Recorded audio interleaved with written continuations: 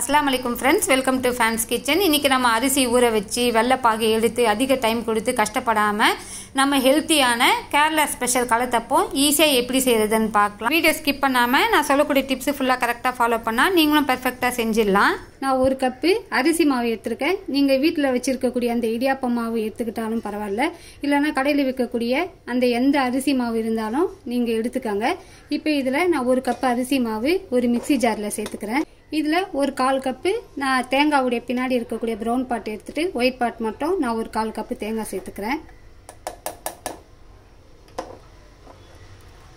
இதுல ஒரு 2 table spoon அளவுக்கு நான் சாதம் எடுத்துக்கிறேன் நான் கருப்பட்டி ஒரு 1/4 கப்பும் 3/4 கப் நாட்டு சர்க்கரையும் நான் எடுத்துக்கிறேன் இப்போ இதை இதுல சேர்த்துக்கலாம் பாருங்க இது ஒரு கப் அளவு வருது நீங்க ஒரு கப் சேர்த்துட்டு நீங்க டேஸ்ட் பண்ணி பாருங்க உங்களுக்கு ஸ்வீட் கம்மியா இருந்ததுன்னா இன்னும் ஒரு 1/4 கப்ல இருந்து 1/2 கப் வரைக்கும் கூட நீங்க சேர்த்துக்கலாம் நான் முதல்ல இதுல ஒரு கப் சேர்த்துக்கிறேன் ஒரு டேபிள் ஸ்பூன் அளவு நம்ம ஏலக்காய் தூள் சேர்த்துக்கலாம் உங்ககிட்ட ஏலக்காய் தூள் இல்லனா நீங்க முழு ஏலக்காயை கூட இதுல சேர்த்து நிறுத்திக்கங்க இதுல ஒரு 1/2 டீஸ்பூன் நம்ம சால்ட் சேர்த்துக்கலாம் இப்போ இதுல நம்ம ஒரு கப் தண்ணியை சேர்த்து நம்ம நல்லா அரைச்சிக்கலாம் பாருங்க நான் நல்லா அரைச்சி எடுத்துட்டு வந்துட்டேன் இப்போ இதை நம்ம வடிகட்டிக்கலாம் வெள்ளத்துல தூசி மண் ஏதாவது இருந்ததுன்னா வந்துடும் இது போல நல்லா வடிகட்டிட்டு நம்ம இதை அரைச்சி மிக்ஸி ஜார்லயே ஒரு 1/4 கப் தண்ணி சேர்த்து கொஞ்சம் நல்லா அலசி இதிலே நம்ம ஊற்றிக்கலாம் இதை இது போல வடிகட்டின உடனே நம்ம முழுசாக சேர்த்த அந்த தேங்காவுடைய சக்கை அரைப்படாத சின்ன சின்ன தேங்காய் எல்லாம் இதில் வந்துருச்சு இந்த அளவுக்கு கொஞ்சம் நல்லா நீங்கள்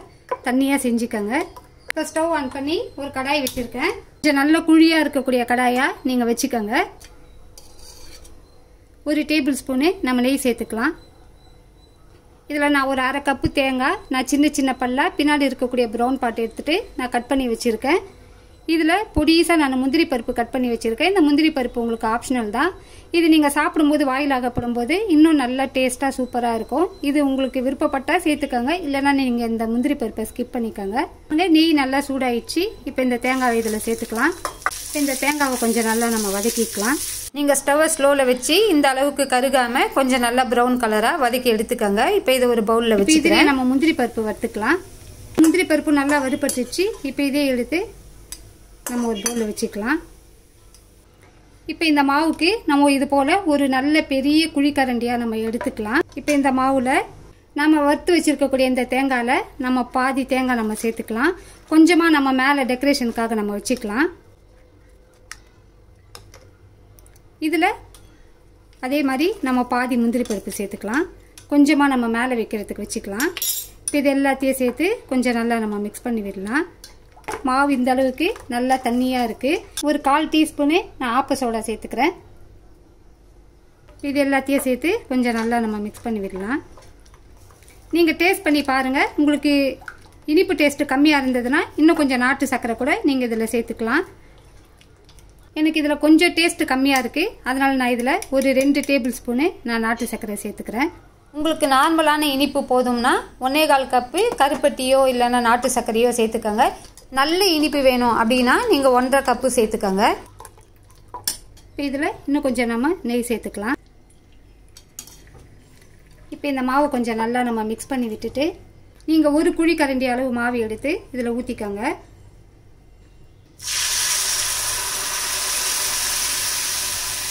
இப்போ இது போல் நம்ம ஒரு லிட்டு போட்டு க்ளோஸ் பண்ணிடலாம் ஸ்லோலியே வச்சு ஒரு 2லேருந்து 3 நிமிஷம் இது கொஞ்சம் நல்லா வேகட்டும் பாருங்க இப்போ 3/4 பாகம் வெந்துருச்சு இப்போ இது மேலே நம்ம தேங்காய் வச்சுக்கலாம் முந்திரி பருப்பு போட்டுக்கலாம் திரும்பவும் லிட்டு போட்டு க்ளோஸ் பண்ணி இதை நல்லா வேக வச்சுக்கலாம் பாருங்க இது ஒரு பக்கம் நல்லா வெந்துருச்சு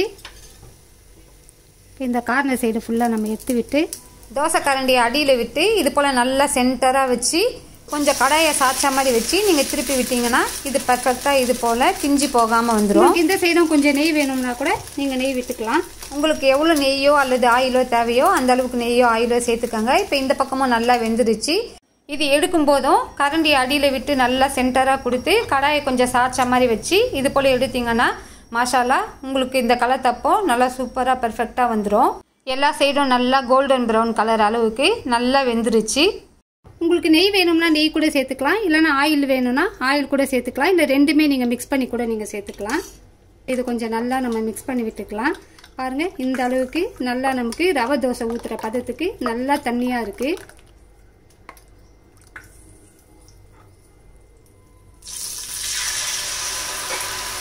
இப்போ இதை மூடி வச்சிடலாம்.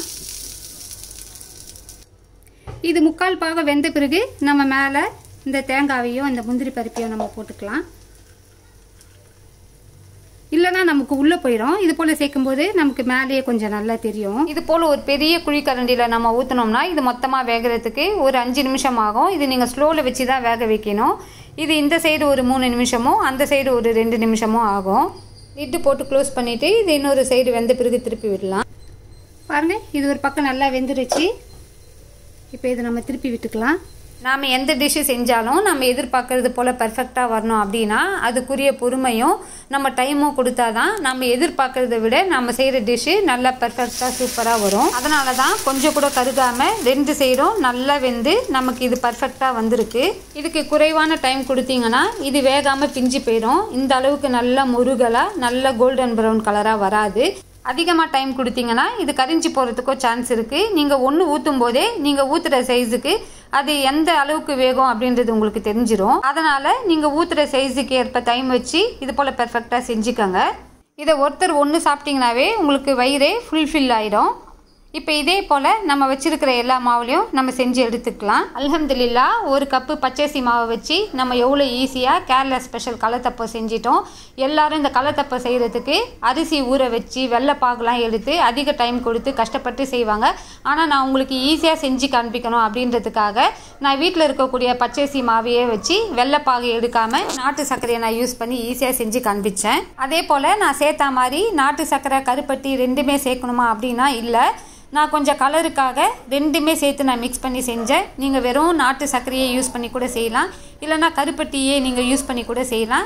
இது போல் நாட்டு சர்க்கரையோ இல்லை தூளான கருப்பட்டியோ வெல்லமோ நீங்கள் சேர்க்கும்போது அதை தனியாக நீங்கள் தண்ணி சேர்த்து கரைச்சி நீங்கள் சேர்க்கணும்னு அவசியம் இல்லை. ஈஸியாக செஞ்சிடலாம். பாருங்கள் பின்னாடி செய்கிறோம் கருகாமல் நல்லா முறுமுறுன்னு பர்ஃபெக்டாக வெந்து வந்திருக்கு.